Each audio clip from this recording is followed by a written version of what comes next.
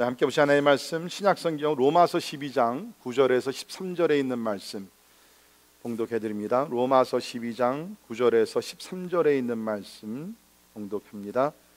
사랑에는 거짓이 없나니 악을 미워하고 선에 속하라. 형제를 사랑하여 서로 우애하고 존경하기를 서로 먼저 하며 부지런하여 게으르지 말고 열심을 품고 주를 섬기라. 소망 중에 즐거워하며 환난 중에 참으며 기도에 항상 힘쓰며 성도들의 쓸 것을 공급하며 손대접하기를 힘쓰라. 아멘. 아멘. 예, 우리 어저께 갑자기 이제 우리가 이사 들어가면 히스패닉 교회 RJR 교회가 있는데 지금 본당에서 원래 예배를 드렸어요. 근데 지금 본당 공사가 시작이 돼서 3층 신교실에서 며칠 동안 예배를 드리는데 의자가 필요해가지고서 의자를 먼저 보냈습니다. 근데 이렇게 지금 보니까 이게 더 좋은 것 같아요. 아주 그냥 빡빡하게 이렇게 잘 앉아가지고서 예배를 드리니까 여러분 이거 훈련하셔야 됩니다. 왜냐하면 새 성전 들어가면 이제 하나님께서 구름대같이 사람들을 모이셔서 이렇게 빡빡하게 앉아서 예배 드릴 줄 믿습니다. 아멘. 제가 한번 생각을 했는데 다음 주는 이 의자를 아예 다 보내고서 그냥 땅바닥에 앉으면 어떨까? 우리 중국 지하교회를 생각하면서 괜찮아요. 그렇게까지는 안 갈 테니까 또 교회 안 오지 마시고요. 자, 우리 세상에 사람들이 살면서 가장 원하고 소망하는 건 한 가지가 있으면 아마 무엇보다도 사랑일 것입니다. 사실 생각해보면 세상의 성공이나 부귀영화, 권세, 인기 이 모든 것들보다 우리에게 필요한 것 또 원하는 것은 오늘 설교 제목 그대로 진실한 사랑일 것입니다.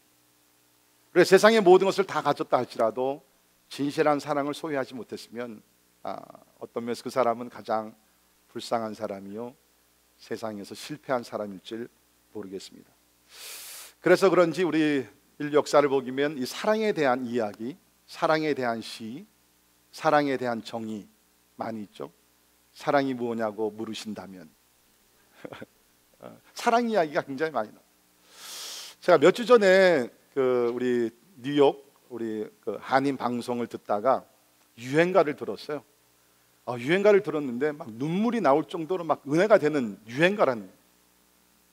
그 유행가 제목이 뭐냐면 천년을 빌려준다면. 혹시 그 노래 아세요? 천년을 빌려준다면. 모르세요? 모르세요? 아무도 모르세요? 야, 너무 거룩해가지고서 천년은 불러도는 1000번을 불러도는 알죠. 우리 복음성가. 근데 이거는 천년을 빌려준다면. 이렇게 귀담아 들어보니까 가사는 이렇습니다. 한번 들어보세요. 당신을 사랑하고 정말 사랑하고 그래도 모자라면 당신을 위해 무엇이든 다 해주고 싶어. 만약에 하늘이 내게 천년을 빌려준다면 그 천년을 당신을 위해 사랑을 위해 아낌없이 모두 쓰겠어. 아멘.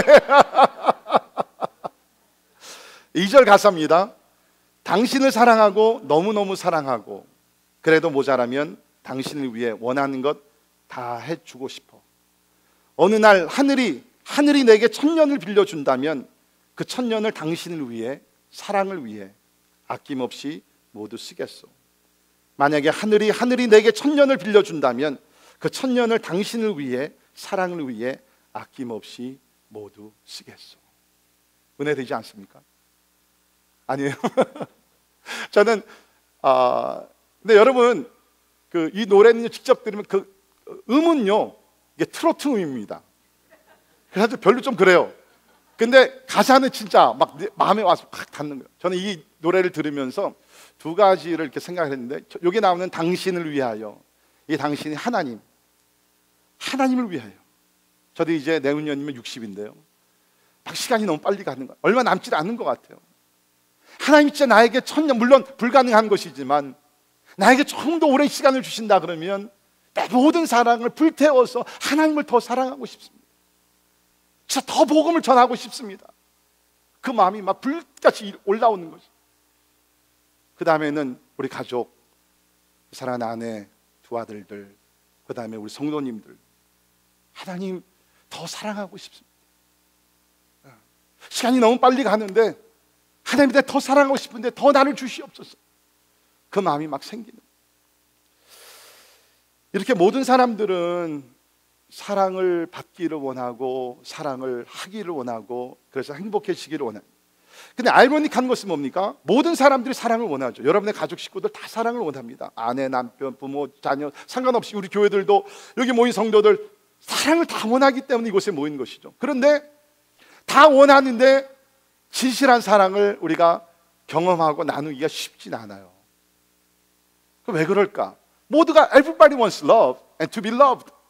근데 왜 이렇게 참사랑을 우리가 소유하기가 어려운가? 굉장히 이상하지 않습니까? 그 이유는 뭐냐면 제 생각에는 모든 사람들이 참사랑을 몰라서 그래요. 진실한 사랑을 몰라요. 우리가 사랑한다 그러지만 우리의 대부분의 사랑은 이기적이고 자기중심이고 쾌락주의고 감정주의고 불완전합니다. 하나님의 사랑만이 완전한 것이죠. 여러분, 우리 지난주에 미국에 좀 슬픈 한 주간이었죠. 유명인사 두 사람이 자기의 생명을 끊었습니다.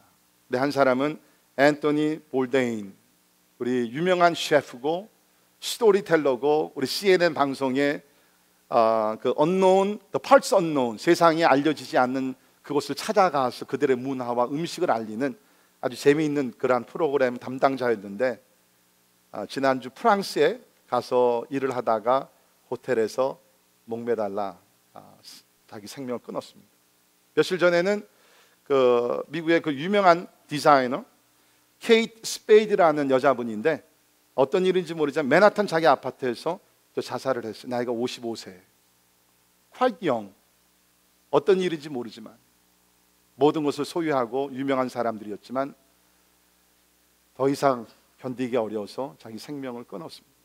저는 이 소식을 접하면서 그냥 스쳐가는 생각이 뭐냐면 이 사람들 곁에 진짜 진실하게 순수하게 사랑하며 아끼며 대화할 수 있고 저들의 아픔을 쓰다듬어 줄 수 있는 진실한 친구 한 사람만 있었다 할지라도 아마 그들이 이러한 비극적인 마지막 끝을 냈을까 그런 생각을 해봅니다. 우리는 성경을 통해서 진실한 사랑을 배울 수 있습니다. 세상에선 진실한 사랑 배울 수 없어요. 성경을 통해서. 그 이유는 뭐냐면 우리가 오늘 예배하는 하나님은 하나님 자체가 사랑이십니다. 그래서 우리 요한일서 4장 8절에 보면 같이 읽을까요? 시작. 사랑하지 아니하는 자는 하나님을 알지 못하나니 이는 하나님은 사랑이심이라. 아멘. Because God is love. 이는 하나님은 사랑이십니다. 하나님의 성품이 많이 의롭고 공의롭고 자비롭고 뭐 많이 있지만 그 모든 것, 그 모든 하나님의 성품을 덮는 것이 뭐냐면 이 사랑이라는 것이랍니다. 그러니까 하나님 때에 따라서 우리가 죄를 범하고 멀리 떠나면 징계하시죠. 왜? 사랑하시기 때문에. 하나님은 사랑이에요. 그러니까 우리가 참된 사랑을 우리가 배우고 삶에 누리기 위해서는 이 하나님을 모르면 진실한 사랑을 우리가 알 수가 없다.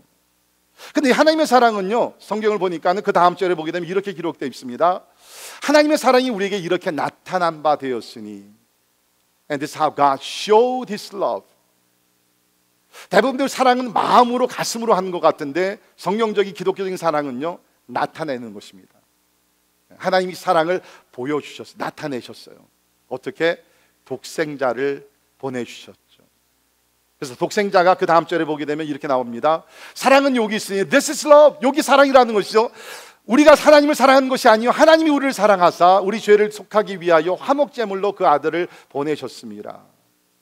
하나님이 어떻게 사랑을 보여주셨습니까? 가장 아끼는 사랑하는 아들을 우리의 죄를 사하시기 위해서 화목제물로 보내주셨고 예수 그리스도 우리를 사랑하셔서 자기 생명까지 바치셨다는 것입니다. 네. 이것이 성경에서 얘기하는 완전한 진실한 사랑이에요. 네. 이런 사랑 우리가 소유하고 우리의 사랑으로 실천할 수 있다 그러면 우리 가정이 사랑으로 충만한 행복한 가정이 될 줄 믿습니다. 자, 사랑이 무엇이냐고 물어보신다면 저는 이렇게 오늘 대답하고 싶습니다. 진정한 사랑은 다른 사람들의 삶에 희생적으로 참여하는 것입니다. 다시 말씀드립니다. 진정한 사랑은 다른 사람들의 삶에 희생적으로 참여하는 것입니다. 영어로 말씀드리면 Genuine love is sacrificial involvement in the lives of others. Genuine love is sacrificial involvement in the lives of others. 진정한 사랑은 그냥 감정으로 짜릿한 느낌 그게 사랑이 아니라 진정한 사람은 다른 사람을 너무너무 사랑해서 나 자신을 희생시켜서 그들의 삶 속으로 들어가는 것이 진정한 사랑이라는 것입니다. 자, 우리 오늘 말씀을 통해서 진짜 진정한 사랑, 참된 사랑, 하나님의 사랑, 성경적인 사랑 우리 한번 배워서 우리 삶에 실천하기를 바랍니다.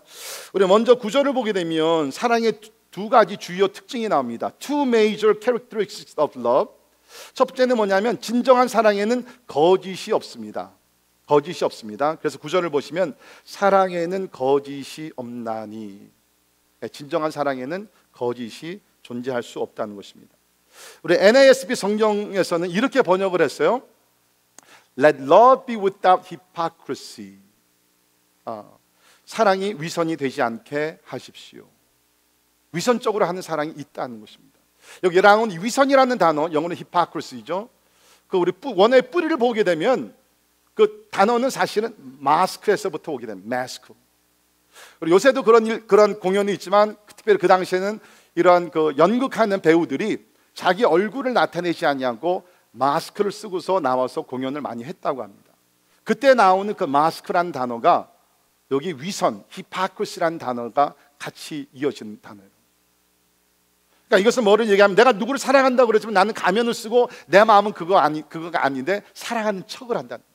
사실 내 마음은 그를 증오하고 미워하고 시기 질투하는데 겉으로는 내가 사랑하는 척을 한다는 거죠. 대표적인 예를 보게 되면 예수님의 제자 중에 한 사람이었던 가룟 유다를 우리가 들을 수 있습니다. 가룟 유다 겉으로는 예수님을 사랑하고 예수님을 추종하는 그런 제자였지만 그 마음속에는 뭐가 있었어요? 예수님을 팔아서 자기의 이익을 채우려고 하는, 예수님께 접근해서 예수님께 키스까지 했습니다. 그것을 우리가 주러스 키스라고 얘기하죠. 그러나 그 마음속에는 예수님을 팔아넘기려는 미움이 가득 찼었습니다. 이것이 위선적인 사랑. 물론 우리가 그 정도로 누구를 내가 위선적으로 사랑할지 않을지 모르지만 우리는 또 나름대로 위선적인 사랑을 한다는 것입니다. 다시 말씀드리면 내가 누구를 사랑할 때 순수하게 pure motivation, 순수한 동기에서가 아니라 무슨 목적을 위해서 내가 사랑한다 그러면 나도 또한 위선적인 사랑을 할 수가 있다는 것이죠. 우리 젊은 사람들 결혼할 때 이렇게 얘기합니다. 내가 너만 있으면 되고 내가 너를 위해서 모든 것을 다 할게. I'm here for you. 그러나 마음속에는 I have my own agenda. 내가 너와 결혼하는 것은 내가 너를 결혼하게 되면 너를 이렇게 만들어서 내가 너를 통해서 내가 이렇게 도움을 받고 여러 가지 목적들이 많이 있어요. 기대감이 많이 있어요. 이건 순수한 사랑이 아니라는 거.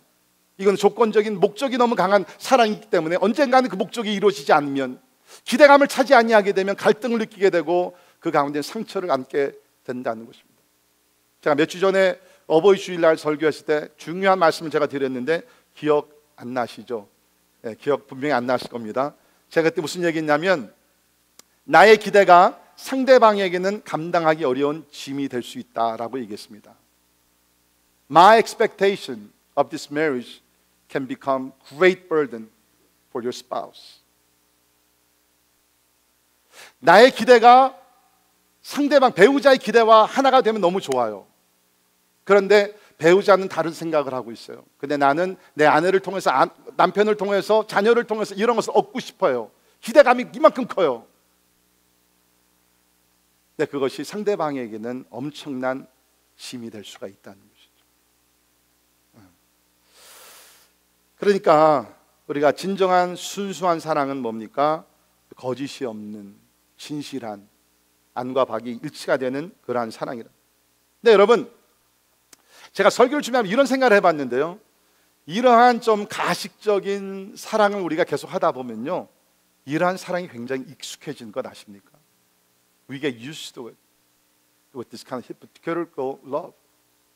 그래서 이제는 진실하게 사랑을 안 해더라도요, 그냥 대충 서로 헌신하지 아니하고 상처 주지 아니하고 그냥 대충 이렇게 사랑하는 진실한 사랑은 아니에요. 근데 그게 계속되다 보면 모든 관계가 그냥 가식적인 관계로서 이루어져요. 여러분 만약에 그런 사랑을 계속 연습하며 산다 그러면 누가 가장 힘들고 누가 가장 상처를 받을 것 같아요? 상대방이? 아니, 절대로 아닙니다. 여러분 본인이 상처받고 실망하고 외로우십니다. 그래서 저는 오늘 여러분들에게 진정한 사랑하기를 권면드립니다. 가식적이고 위선적인 사랑을 내려놓으시고 힘들더라도 피눈물 나는 과정을 걸치더라도 진정한 사랑을 위해 달려가기를 바라요. 두 번째 성격은 진정한 사랑에는 분별력이 필요하다는 것입니다. 영어로 말씀드리면 genuine love is discrimination. 오해하지 마십시오. 남녀 차별 무슨 그런 거 다 절대로 아닙니다. 근데 여기서 맞는 말씀을 보게 되면 구절을 보십시오. 악을 미워하고 선에 속하라. 사랑의 관계를 우리가 건강하게 유지하기 위해서는 악을 미워해요. 여기서 얘기하는 악이라는 건 진짜 악한 겁니다. 진짜 막 악한 것 중에 악한 거. 그것을 또 미워하라는 것. 여기서 미워하라는 단어는 몹시 미워하고 혐오하라는 것입니다. 다시 말해서 내가 누구를 사랑해요? 근데 그 사람이 지금 악한 일을 하고 있어요. 악한 일을 계획하고 있어요. 그러면 그것을 미워해야 된다는 거예요. 어떤 고통이 따른다 할지라도 그것을 멈출 수 있도록 미워하면서 바로 잡아야 된다는 거예요. 요새 부모들 보게 되면 자녀들을 너무 사랑하니까 자녀들이 지금 곁길로 가고 있는데 하나님이 기뻐하시지 아니하고 악한 길을 가고 있는데 그냥 덮어주고 넘어가는 부모님들 간혹 계세요. 참 사랑이 아니에요. 그거는. 여러분 보세요. 예수님께서 12제자를 진짜 많이 사랑하셨죠. 많은 사람들 가운데 12제자를 뽑으셨고 그들에게 가르쳐 주시고 먹여 주셨고 모든 것을 다 주셨습니다. 그러나 예수님께서 제자들이 그야말로 악한 길을 갈 때에는 예수님께서요 단호하게 책망을 하셨습니다. 기억나시죠? 마태복음 16장 보면 예수님께서 베드로가 주는 그리스도시요 살아계신 하나님의 아들이십니다 라고 엄청난 그런 완전한 신앙 고백을 했어요. 그때 주님 너무 기쁘셨습니다. 그 고백을 들으시고 그때부터 예수님께서 십자가 죽음에 대해서 예언하시기 시작하시죠. 내가 이제 멀지 않아 십자가 죽을 것인데 걱정 마라 3일 만에 다시 부활하리라. 이 얘기를 들었던 예수님의 수제자였던 베드로가 아닙니다 주님, 무슨 말씀입니까? 우리가 모든 것을 다 버리고 예수님을 쫓아다니고 있는데 예수님이 죽으신다는 거예요. Never happen to you. 절대로 예수님에게는 일어날 수 없는 일입니다. 그때 예수님 뭐라 그러셨어요? 예수님이 베드로야 그러면 안 돼. 베드로는 그러면 안 되지. 바른 길을 그렇게 얘기하셨어요? 예수님 뭐라 그러셨어요? 사탄아 물러가라. 사탄아 Satan get away from me. 내가 하나님의 일을 생각하지 않냐고 사람의 일을 생각합니다. 여러분 베드로가 그 얘기를 책망을 들었을 때 어땠을 것 같아요? 그래 주님 참 훌륭하시다. 나에게 꼭 필요한 말씀을 주셨네. 야 진짜 다음 주에 감사헌금 내야 되겠다. 그랬을까요? 성경에는 기록되어 있지 않지만 큰 상처가 있었을 겁니다. 그렇죠. 무슨 예수님이 그래.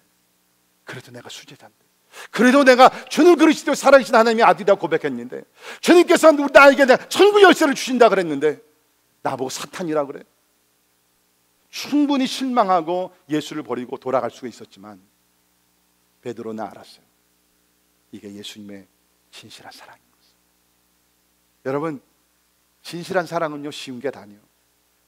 때에 따라 단호하게 엄하게 다스려야 되고 책망하는 것이 이게 사랑이에요. 저는 이런 사랑을 tough love라고 합니다. 힘든 사랑.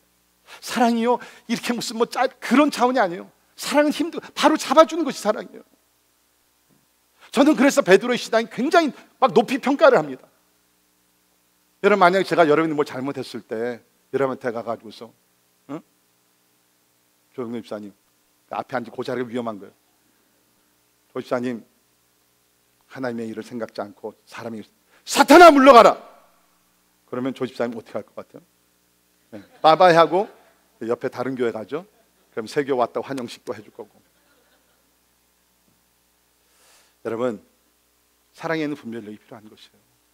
오늘 이 말씀을 들으시면서 특별히 가정들을 생각하시면서 혹시 우리 가정에 불의한 언가들이 하나님 보시기에 악한 것들이 침투하면서 지금 우리 가족을 깨고 있지 않는지, 하나님을 향해서 멀리 떠나가게 하고 서로를 향해서 멀리 떠나가게, 그런 것들이 있으면 우리 미워하고 하나님의 선에 속하기를 주의 이름으로 부탁을 드립니다.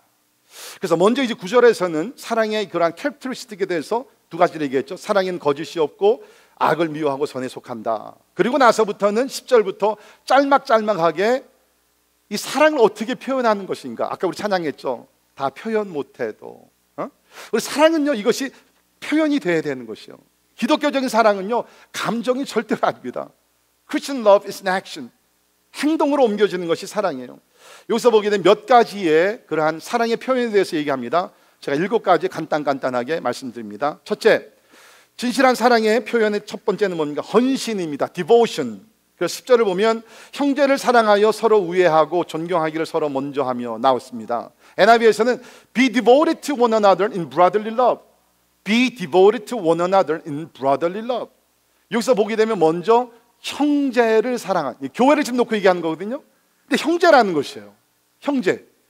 예, 하나님 아버지를 믿는 사람들은 우리가 다 형제 자매들이 우리가 다 되었다는 거예요. 한 번은 어느 믿음 좋은 아버님께서 5살 먹은 아들을 데리고 이제 교회에 어른 예배를 같이 참석을 했다 그래요. 이 아이는 이제 처음으로 아버지를 따라서 교회 가서 어른 예배를 함께 드리는 거예요.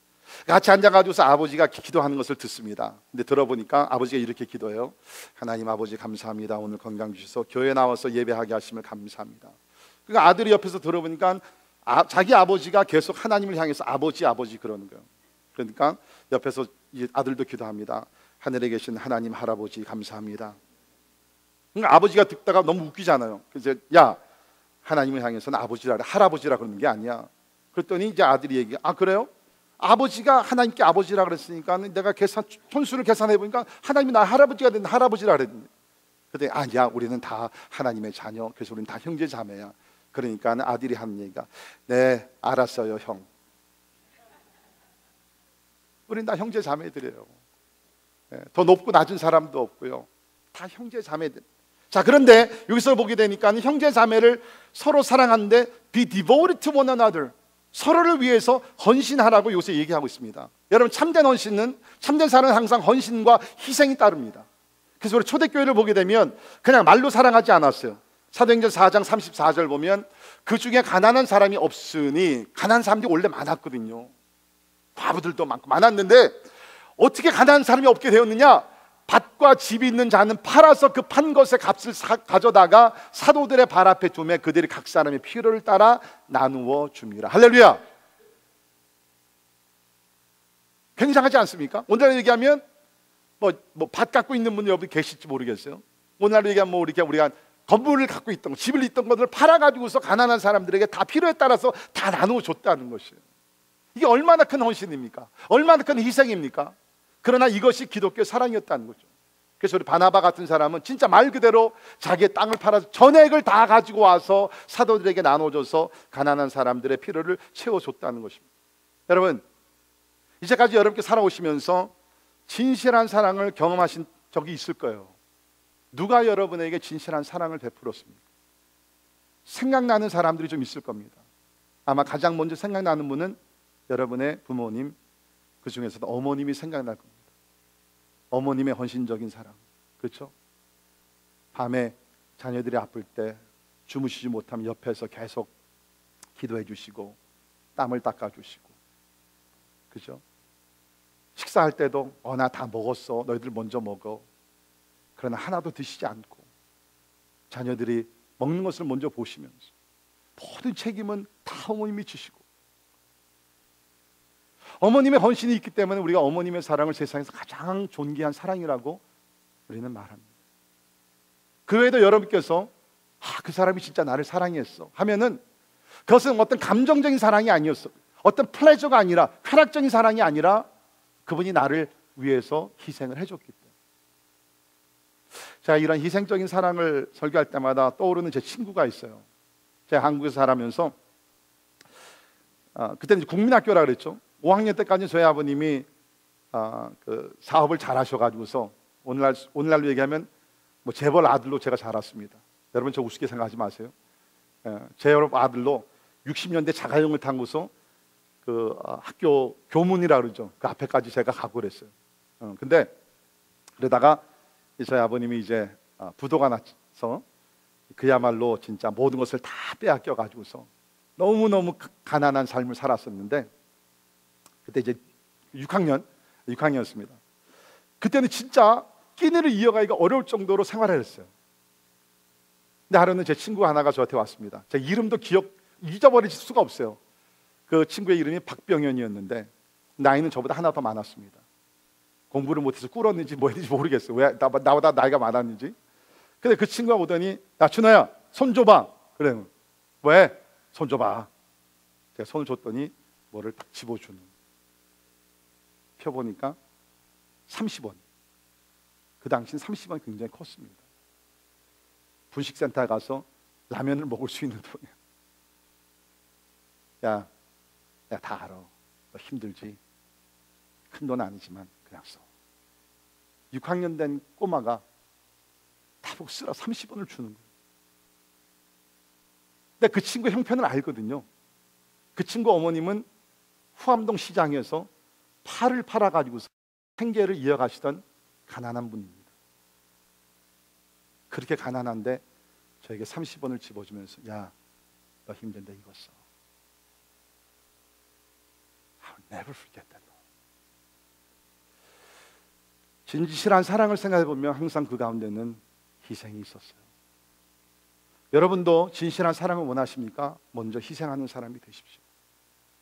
두 번째 여기서 나오는 것은 이기적이지 않다는 것입니다. unselfishness. 10절 보십시오. 존경하기를 서로 먼저 하며, NIV에서는 honor one another above yourselves. 우리는 모두가 다 자기를 나타내고 자기가 먼저 혜택받고 자기가 올라가기를 원하고 everything is about me, myself and I. 그런데 여기를 존경하기를 서로 먼저 하라. 더 메시지 성경에서는 이렇게 번역을 했어요. Practice playing second fiddle. 우리 오케스트라에 보게 되면 연주를 제일 잘하는 사람이 앉는 자리가 first chair라고 합니다. 그렇죠? 그 다음에 앉는 자리가 second fiddle, 두 번째 자리.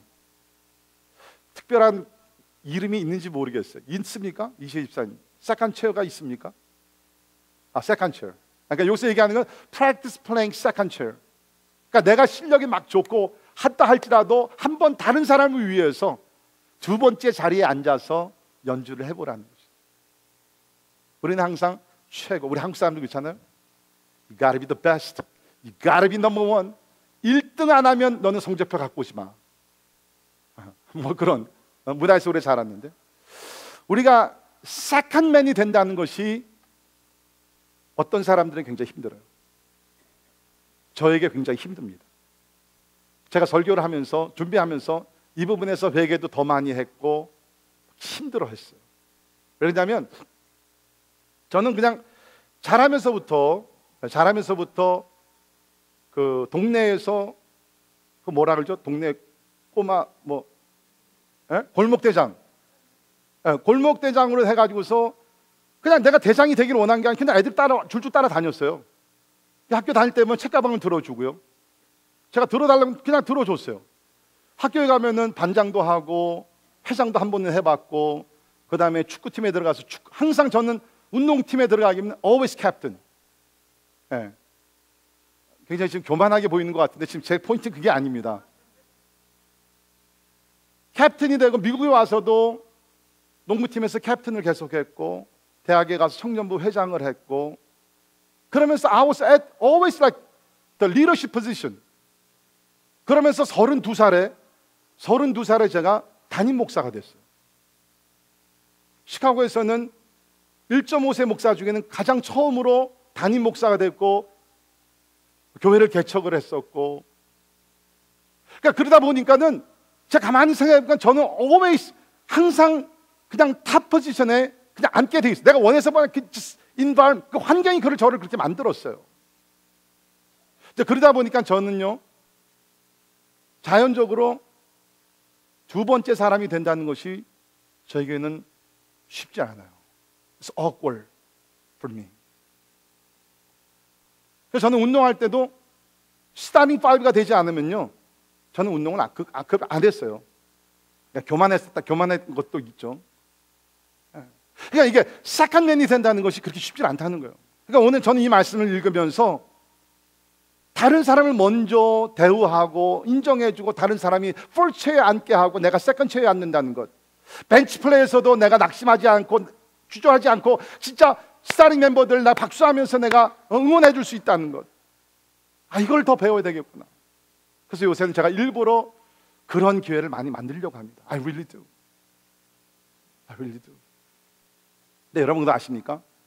가정이나 어떤 집단들을 보게 되면 항상 first person, first man, 최고의 사람뿐만 아니라 중요한 건 사실은 the second person이에요.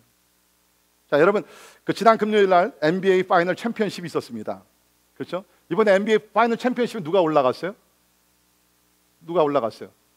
얘기해 보세요. 누가 올라갔어요?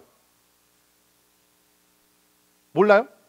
이게 다 한번 거룩한 맨날 성경만 보니까는 지금 모르잖아요. 오케이. Alex, who went up in the final championship? Who? 오케이. 골든 스테이트 워리어 팀하고 우리 클리블랜드의 캐벌리어 두 팀이 올라갔습니다. 사람들이 이렇게 기대를 많이 했지만 결국에는 너무너무 시시하게 4대 0으로 골든 스테이트 워리어가 이겼어요. 네, 이겼는데 저는 지난 금요일 날 마지막 게임이 있었는데 그 있는지도 몰랐어요. 그래가지고 집에 가가지고서 이렇게 누웠다가 제가 갑자기 오늘 게임이 있었는데 보니까 11시 반 벌떡 일어나. 그래도 우리 집사람이 또 산이 올라오냐고 걱정해가지고서 그래가지고서 스마트폰 보니까는 이게 클리블랜드 캐벌리어들이 완전히 참패를 당했더라고요. 여러분이 아신 대로 그 클리블랜드 팀에는 전 세계 농구의 황제라고 알려지는 러브론 제임스라는 훌륭한 선수가 있습니다. 진짜 잘하죠. 근데 이번에 4대 0으로 참패를 당한 거예요. 왜 그러냐면 그 팀에는 넘버 1맨은 있었지만 넘버 2맨이 없었다. 그를 어시스트 해줄 수 있는 훌륭한 선수가 없었다는 거예요. 여러분 옛날에 마이클 조던 기억나십니까? 시카고 불스 팀에 마이클 조던도 훌륭한 선수이지만 마이클 조던을 만든 선수가 있었어요. 그 선수 이름이 누구예요? CD. 그 선수 이름이 뭐예요? 스카리 피ppen. 네, 스카리 피pen이라는 선수 굉장히 훌륭한 선수인데요. 이 사람은 옆에서 마이클 조던 어시스트를 너무너무 잘해주는 거죠. 그래서 저는 어떤 면에서 마이클 조던도 존경하지만 스카리 피pen을 굉장히 존경합니다. 왜? 스카리 피pen이 마이클 조던을 만들었기 때문에. 참사랑, 진실한 사랑이 뭡니까? 이기적이지 않다는 거예요. 나를 올려고, 나를 인정받고, 내가 내 쾌락을 누리고, 그것이 아니라 예수님과 같이 다른 사람들의 발을 씻겨주며 다른 사람들을 올려주고 다른 사람들이 스팟라이트를 받을 수 있도록 내가 희생하는 것, 이것이 예수 그리스도의 진실한 사랑이라는. 바나바가 그런 사람이었죠. 우리 사도행전을 공부해보면 바나바가 먼저 예수를 믿었고 아까 제가 말씀드린 대로 자기 밭을 팔아서 헌신했던 훌륭한 사람입니다. 이 지도자가 먼저 됐어요. 여러분이 아시던 바울은 원래 이름이 사울이었는데 그가 회심하기 전에는 예수를 핍박하던 사람이었습니다. 갑자기 회심을 하게 됐죠. 그러니까 사람들이 인정을 안 해줘. 믿질 않는 거예요. 야, 이거 거짓이다. 걔네 예수 믿는 척해서 예수 믿는 사람들 다 잡아 넣으려고 한다. 믿질 않았어요. 그런데 바나바라는 사람, 별명이 뭐죠? 바나바의 별명이 뭐예요? 네? 위로의 아들, Son of Encouragement. 이 바나바는 위로를 잘하던 사람이었어요. 그러니까 이 사울을 찾아가서 인정을 해주고 그를 데려다가 안디옥에다가 제자를 삼고 그 인도자 지도자로 세워가지고서 안디옥 교회를 섬기게 하고. 그러다가 재미있는 것이 우리가 사도행전 13장 13절부터 보게 되면요, 이 두 사람의 이름이 처음에는 바나바와 바울로 나오는데 사도행전 13장 13절부터는 이름 순서가 바뀝니다. 바울과 바나바의 이름으로 나옵니다. 리더십 롤이 바뀌었다는. 저는요 바나바를 너무너무 존경해요. 제가 그 위치에 있었다면 그런 일을 할 수 있었을까? 넘버 1 자리에서 넘버 2 자리로 내려오고 넘버 2에 있는 사람 넘버 1으로 올려가지고서 그 사람으로 하여금 큰 일을 감당하게 하게 해줬을까? 잘 모르겠어요. 진실한 사랑은 자기 중심이 아니라 이웃 중심이라는 것이죠. 세 번째, 진실한 사랑을 하기 위해서는 열심이 필요합니다. enthusiasm. 그래서 거기 있는 말씀을 보게 되면 11절 보십시오. 부지런하여 게으르지 말고 열심을 품고 주를 섬기라. 여러분 사랑을 하려면요 진실하게 부지런해야 돼요. 게으른 사람 사랑 못합니다. 부지런해야지 사랑을 하는데 여기 특별히 보면 열심을 품고 주를 섬기라. 그러니까 이거 쉽게 말씀드리면 열심을 품고 주를 섬기듯이 이웃을 사랑하라, 그 얘기예요 지금. 근데 여기 나오는 열심이라는 단어가 한국말은 열심으로 번역했는데 이것이 사실은 영으로 번역할 수 있는 단어입니다. 푸누마라는 단어를 썼는데 여기는 열심으로 번역을 했지만 우리가 다른 성경을 보게 되면 ESV에서는 이렇게 번역을 했어요. Do not be slothful in zeal, be fervent in spirit. Be fervent in spirit, serve the Lord. 영 안에서 열심을 품고 서로 사랑하라, 이 뜻인데, 그럼 이 영이 사람의 영인가 하나님의 영인가? 저는 이걸 하나님의 영으로 봅니다. 로마서 전체를 봤을 때에 단 한 번도 인간의 영이 참 좋다, 훌륭하다 그런 정도가 없거든요. 우리 로마서 전체가 우리가 다 타락을 했고 의인이 없나니 하나도 없다 그랬으니까 그 영도 포함이 된 것이에요. 그러니까 인간의 영이 뜨거워질 수는 없는 것이에요. 하나님의 영이 우리 가운데 임할 때 열심히 섬기게 되고 하나님의 영으로 서로를 사랑하게 될 줄을 믿습니다. 혹시 여러분들 가운데 사랑이 메마르신 분들 있습니까? 스스로 사랑 만들어낼 수 없습니다. 사랑의 원천이 되시는 하나님께 기도하고 하나님의 영이신 성령께서 여러분 마음속에 들어오실 때에 여러분이 사랑하게 될 줄을 믿습니다. 누구까지? 원수까지. 우리 다음 주일에 원수 사랑에 대해서 배우겠는데, 여러분 원수 사랑이 얼마나 힘들어요.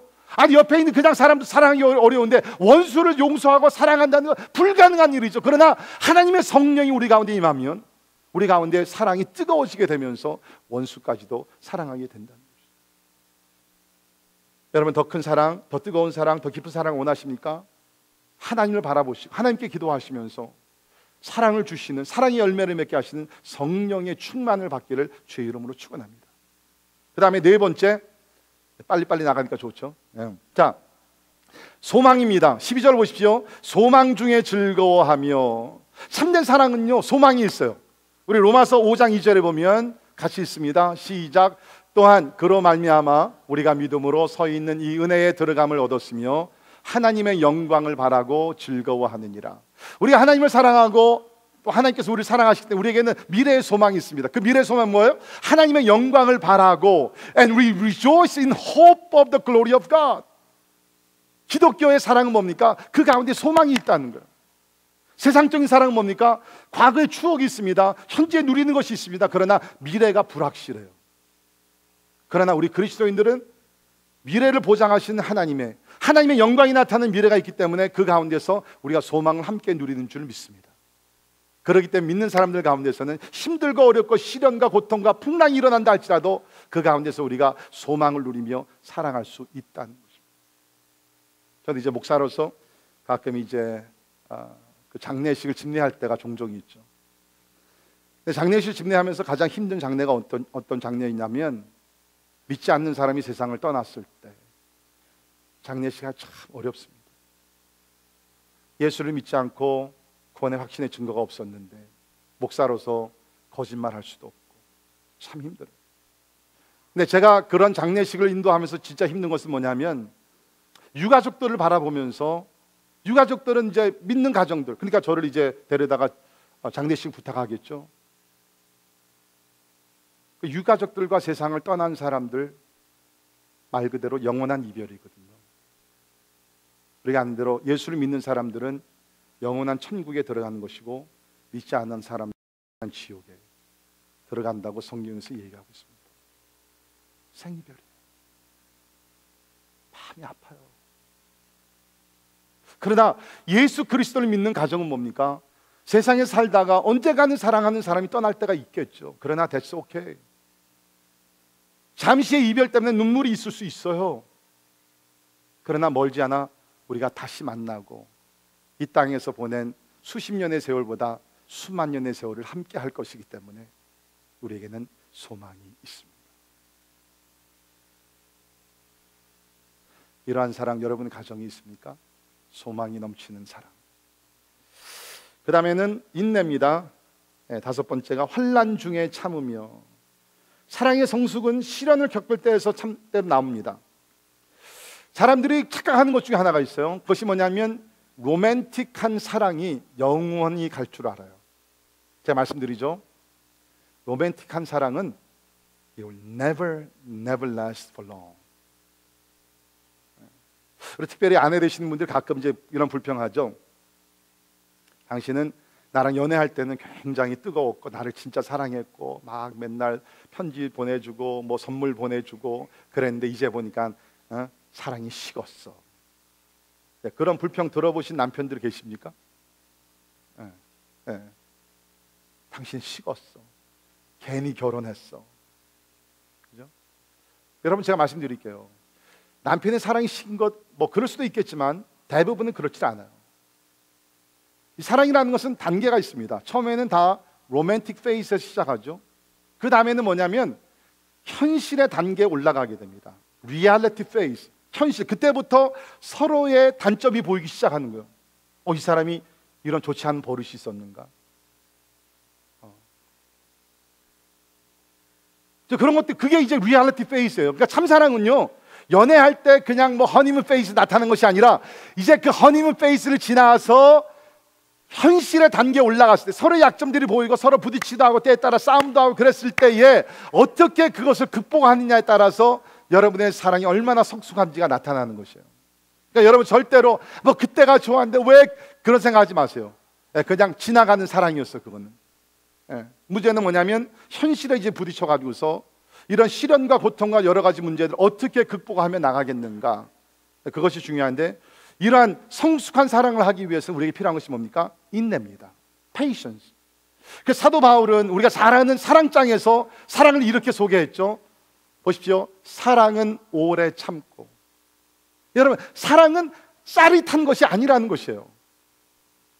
제가 한번 물어봅니다. 이원영 선교사님, 이제 결혼하신 지가 몇 년 되셨죠? 46년. 그렇죠? 처음에 만났을 때는 우리 이승무 사모님 만났을 때 막 짜릿했죠. 그렇죠? 네. 다시 묻습니다. 요새 사모님 보면 막 짜릿합니까? 잘 대답하세요. 오늘 저녁 메뉴가 지금 왔다 갔다 합니다. 네, 대부분이 그런 경험들은 처음 몇 년 있다가 사라지게 되죠. 그러나 46년 동안 사랑하시면서 이제는 성숙한 사랑, 그 성숙한 사랑은 뭐냐면 참는 것이에요. 내가 화내고 싶을 때, 아니 떠나고 싶을 때 참고 또 참고 한 번만 더 참고. 그래서 뭐지요? 사랑은 오래 참고 쭉 얘기하다가 마지막에 보십시오. 모든 것을 참으며, 모든 것을 참. 여기 뭐 내가 잘했더라도 I have every right to argue. I have every right to fight. I have every right to depart. 근데 참으라는 거예요. 모든 것을 참으며, 모든 것을 믿으며, 모든 것을 바라며, 모든 것을 뭐 한다고요? 견디느니라. 사랑은요, 참는 것이에요. 뭐 짜릿한 감정 있으면 좋죠. 사랑은 참는 것이에요. 모든 것을 참. 혹시 여러분들 가운데 오늘 교회 참석하시면서 지난 며칠 동안 부부끼리 좀 좋지 않으면서 오늘 집에 가서 내가 한번 이제 3차 대전을 하리라 계획하셨던 분들 부탁드립니다. 사랑은 참는 것입니다. 인내하십시오. 지금까지 인내하셨듯이 앞으로도 인내하십시오. 그러기 위해서는 뭐가 필요해요? 기도가 필요해요. 아주 사도 바울이 논리적으로 말씀을 너무 잘 썼어요. 12절 보시죠. 소망 중에 즐거워하며 환난 중에 참으며 기도에 항상 힘쓰며. 여러분, 우리가 참는다는 것이 항상 한계가 있죠. 여러분 경험해 보시죠. 내가 한 번 참고 두 번 참고 내가 몇 주 참고 그러다가 그냥 참고 참다가 마지막에 그냥 뻥 터진, 그렇죠? 그런 경험도 한두 번씩 다 있을 겁니다. 왜 없는 것 같이 이렇게 그러세요? 있잖아요. 사람의 힘과 의지로는요 우리가 참을 수 없어요. 언젠가는 터집니다. 바울은 그걸 알았기 때문에 기도해라. 근데 보통 기도가 아니라 여기 보면 기도에 항상 힘쓰며, 항상 힘쓰며. 기도에 항상 힘쓰면요 내가 막 화내고 싶은데 그것이 참아져요. 아마 좀 기도 생활 하신 분들은 충분히 쉽게 경험할 겁니다. 내가 기도할 때는 잘 참는데 내가 며칠 기도를 안 했더니 옛 모습이 막 드러나는. 우리가 참을 수 있는 길 내 의지 아니에요. 못해요. 기도할 때 하나님께서 도우셔서 절제의 열매를 맺으며 참게 될 줄을 믿습니다. 마지막으로 베푸는 삶입니다. 영어로는 generosity and hospitality. 13절 보시죠. 성도들의 쓸 것을 공급하며 손대접하기를 힘쓰라. 성도들의 쓸 것, 특별히 가난한 자들의 필요를 공급해 주라는 것입니다. 제가 말씀드렸죠. 참된 사랑은 어려운 사람들의 삶, 내가 살아가는 삶 속에 들어가서 인볼브를 해가지고서 내 자신을 희생하는 것이에요. 그것이 참된 사랑입니다. 특별히 주변에 어려운 사람들이 있으면 그들을 보면서 기도로 끝나는 것이 아니라 말로 끝나지 말고 사랑하라는 거예요. 도와주라는 것이에요. 요한일서 3장 17절 18절 같이 읽을까요? 시작. 누가 이 세상의 재물을 가지고 형제의 궁핍함을 보고도 도와줄 마음을 닫으면 하나님의 사랑이 어찌 그 속에 거하겠느냐. 자녀들아, 우리가 말과 혀로만 사랑하지 말고 행함과 진실함으로 하자. 아멘. 우리가 말과 혀로만 사랑하지 말고 행함과 진실함으로 하자. 오늘날 우리 그리스도인들이 많이 욕먹어요. 왜? 혀로만 사랑을 한다고 하니까. 오늘 얘기합니다. 말로만 하지 말고 행함과 진실함으로 하자. With actions and in truth. 말씀이 결론을 내립니다. 오늘 결론은 굉장히 중요한 부분입니다. 여러분 혹시 그동안 지금 좀 조셨던 분들 일어나시고요. 이 말씀 꼭 들으시기를 바랍니다. 자, 우리가 다 사랑을 원해요. 또 사랑을 하기를 원하고 사랑을 받기를 원해요. 근데 이런 사랑을 우리가 누리지 못하면 살 때가 많이 있죠. 왜 그래요? 뭐가 잘못? 세 가지 이유가 있는 것 같아요. 시제는 뭐냐면 오늘날 많은 사람들이 사랑하기를 두려워합니다. People are afraid to love. 과거에 사랑했다 상처가 있었기 때문에, 실망을 했기 때문에, 문제가 많았기 때문에, 아야 그럴 바에야 못 따라 사랑해, 그냥 혼자 살지. 요새 우리 젊은이들이 결혼을 피하든지 굉장히 늦게 하든지 그럽니다. 우리 두 아들도 지금 아직 결혼을 안 하는 건지 못 하는 건지 모르겠는데, 어떻게 보면 요새 젊은이들 전체를 보게 되면 이 사랑인데 굉장히 두려움이 있는 것 같아요. 사랑이 문제가 있는 것들 많이 보면서 에이 그럴 바에야 그냥 나 혼자 살지. 혹시 여러분들 가운데 과거에 이런 상처 때문에 사랑하기를 두려워하시는 분들 있습니까? 오늘 하나님의 사랑을 바라보면서 하나님의 사랑으로 여러분께서 위로받으시고 회복될 수 있기를 간절히 바랍니다. 하나님이 도와주시고 다시 사랑할 수 있도록. 두 번째 이유는 뭐냐면 우리가 소극적이기 때문입니다. Because we are passive. 사랑은요 적극적이어야 합니다. 여러분 절대로 누가 와서 나를 사랑해 주겠지 기다리면요 여러분 어떠면 진실한 사랑을 못하고 세상을 떠나갈 수가 있어요. 사랑은 소극적이어야 합니다. 여러분 보십시오. 사랑의 관계를 보면 누군가 여러분에게 오셔서 사랑을 해줬기 때문에 사랑하는 것입니다. 사랑은 적극적인 것입니다. 누군가 먼저 접근을 해야 돼요. 우리 지난주 금요일 날 우리 졸업 예배가 있었는데 특별히 이번에 고등학교를 졸업하는 우리 안수진 학생 나와서 한국말로 여기서 태어난 2세인데 한국말로 간증을 너무너무 은혜스럽게 해줬어요. 그 중에 하나가 무슨 얘기를 했냐면 그 학생이 우리 교회 오기 전에 상당히 좀 이렇게 외롭게 힘들게 이렇게 좀 살았는데 우리 교회 와서 언니들이 접근을 해줬다는 거예요. 와가지고서 야 너 왜 그래? 왜 가만히 있어? 왜 혼자 있어? 접근을 해줘가지고서 자기가 마음의 문을 열기 시작했고 이 교회에서 믿음이 자라며 성숙하게 됐다. 누군가는 먼저 접근을 해야 돼요. 여러분들이 접근을 해야 돼요. 가족에서도 마찬가지입니다. 사랑을 누가 할 때까지 기다리지 마시고요. Please go first. 먼저 가세요. 먼저. 여러분, 저희도 이제 결혼한 지가 이제 상당히 오래돼서 올해 이제 며칠 있으면 32년, 5년 연애했고 37년째 우리가 아는데 여러분 그때 제가요 얼마나 적극적으로 달라붙었는지 모릅니다. 제 학교 다 뒤로 제껴놓고 진짜 죽으면 죽으리라 하고 금식까지 하면서 그렇게 했기 때문에 사랑이 이루어지는 것이에요. 누군가는 적극적으로 나서야 된다는 거예요. 마지막으로 왜 우리가 사랑을 이렇게 나누지 못하고 경험하지 못하냐면 우리가 다른 일로 너무 바쁘기 때문이에요. Because we are preoccupied. 오늘날 사람들은 너무너무 바빠요. 우리 교인들도 보면 뭐 주중에 출장 나가시는 분들 얼마나 많은지 몰라요. 바쁘게 생활을 해요. 저마다 다 동부에 사시는 분들을 보면 진짜 너무너무 바빠요. 제가 설교를 준비하면서 오늘날 우리 미국에 사는 그 가정들 부부 가운데 왜 이혼을 하는가? Top 10 reasons for divorce. 왜 이혼하는 그 이유 10가지를 이렇게 보니까 여러 가지 이유가 많이 있지만 공통적인 이유가 하나 있는데 그것이 뭐냐면 lack of intimacy. 부부 간의 친밀감의 결핍이라는 거예요. 사랑을 하면서 왜 친밀감이 점점 사라지고 있느냐? 뭐 여러 가지 이유가 많이 있겠죠. 무슨 뭐 퍼스널리티 컨플릭트, 성격 차이도 다 있겠지만 그 중에 현실적으로 봤을 때 뭐냐면 너무너무 바빠요. 남편은 남편대로, 아내는 아내대로, 자녀들은 자녀들대로. 그나마 가끔 이렇게 모였어가지고 식사를 할 때도 뭡니까? 다 하나씩 손에다 들고서 그냥 계속 그냥 뭐 하는 거예요? 스마트폰 가지고서 같이 앉아서 식사를 하더라도 다 정신 다른 데가 있어요. 여러분 제가 아이디어를 드릴까요? 이제부터 식구들이 모였을 때는 전화는요 다 내려놓으세요.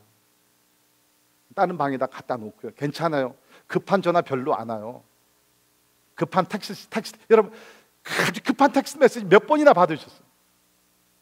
1시간 기다릴 수 있어요. 네. 왜 우리가 사랑을 못하느냐?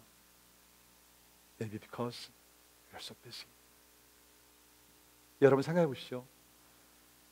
사랑보다 더 중요한 게 있나요? 사랑보다 더 우선적인 자리를 잡아야 되는 것들이 있나요? 아니잖아요. 그렇다면 이제부터는 사랑에 put priority on loving one another. 가정에서 서로 먼저 사랑하는데 우선권을 두시고, 우리 교회 와서도 어떤 일보다 사랑하는데 힘을 다하는 여러분 모두가 되기를 주의 이름으로 축원합니다. 기도하겠습니다. 하나님, 우리 모두가 사랑을 원하는데 진실한 사랑을 하지 못해서 실망하고 좌절하고 소망을 잃고 또 미워하기까지 하는 것을 우리가 봅니다. 주님, 기도합니다. 오늘 하나님의 말씀을 통해서 진실한 사랑을 배우게 하시고 또 진실한 사랑을 실천할 수 있도록 하나님 은혜를 베풀어 주옵소서. 우리의 사랑은 부족합니다. 하나님, 한계가 있습니다. 너무 이기적입니다. 주여, 기도합니다. 하나님의 완전한 사랑을 성령으로 우리에게 부어주시사 하나님의 사랑을 가지고 가정에서 식구들을 사랑하게 하시고 교회에서 성도들을 사랑하며 세상에 나가 이웃을 사랑할 수 있도록 하나님 도와주옵소서. 예수님 이름으로 간절히 기도합니다.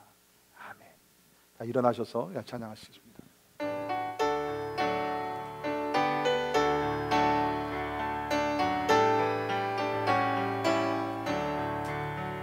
사랑하며 섬기겠어요. 생명 주신 예수님, 버려진 날 찾아오셔서 내게 생명 주셨죠. 지킨 만간의 산에 갈보리 언덕에 흘린 피로 생명 주신 예수님, 영원히 섬기겠어요. 사랑하며 섬기겠어요. 나의 형제 자매를 사랑하며 섬기겠어요. 우리들의 이웃을 주께서 먼저 우리 사랑으로 섬겨 주셨으니 우리도 주님처럼 영원히 섬기겠어요. 여러분, 제가 아까 그 설교 서론에서 아주 은혜에 충만했던 유행가 제목 뭐라고요? 천년을 빌려준다면. 자, 한번 우리 서로 고백하겠습니다. 옆에 있는 분들한테 한번 이렇게 고백합니다. 진실하게, 하나님이 나에게 천년을 주신다면 나는 당신을 위해서 다 쓰겠소. 한번 고백해 보세요. 하나님께서 나에게 천년을 빌려주신다면 난 당신을 위해서 쓰겠소.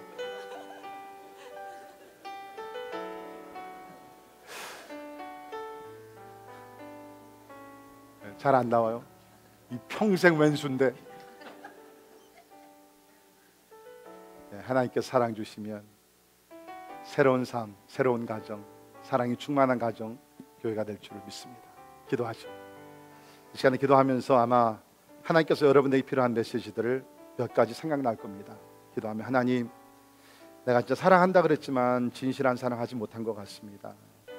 이기적이었고 목적 위주였고, 하나님, 진짜 하나님의 순수한 그런 아름다운 사랑을 나도 할 수 있도록 주님 도와달라고, 또 여러분의 가정을 위해서 기도하시면 하나님, 이러한 사랑이 우리 가정에 넘치게 하시고 더욱더 나아가 우리 교회 위에, 특별히 이제 새성전에 들어간 우리 교회 위에 이러한 하나님의 사랑으로 가득 채워 주옵소서. 통성으로 같이 기도하겠습니다. 고마우신 하나님 아버지, 감사합니다. 주님 아버지, 인도하시고 하나님이 아버지 인도해 주시기를 간절히 기도하고 합니다. 주님 아버지 하나님 아버지 성령을 주시옵소서. 하나님이 인도해 주시기를 간절히 기도하옵나이다. 하나님 아버지 인도해 주시기를 간절히 기도합니다. 하나님 아버지 주옵소서.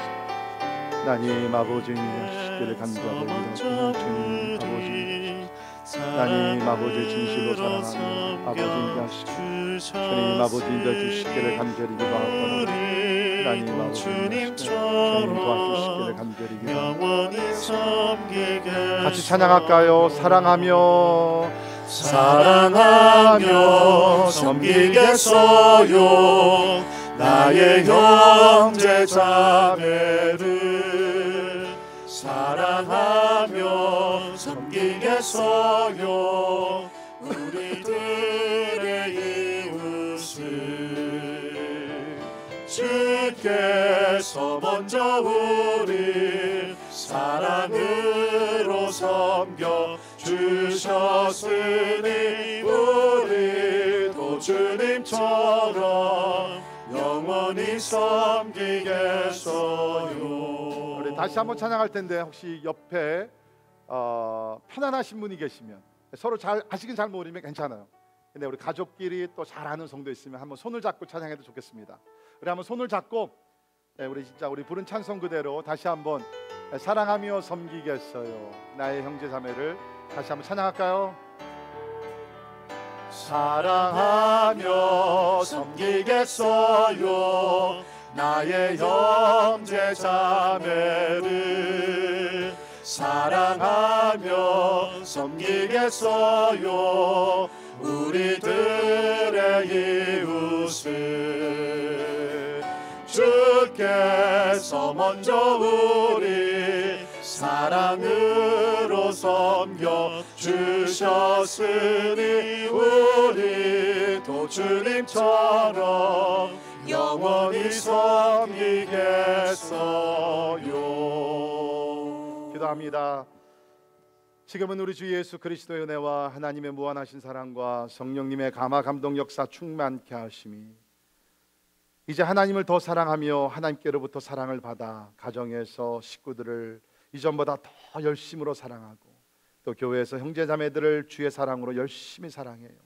하나님의 사랑이 충만한 가운데 힘들고 어려운 세상이지만 진짜 서로 기뻐하며 하나님께 영광 돌리기를 원하는 우리 사랑하는 모든 성도들 머리 위에 지금부터 영원까지 함께 하시기를 주님의 이름으로 간절히 축원하옵나이다.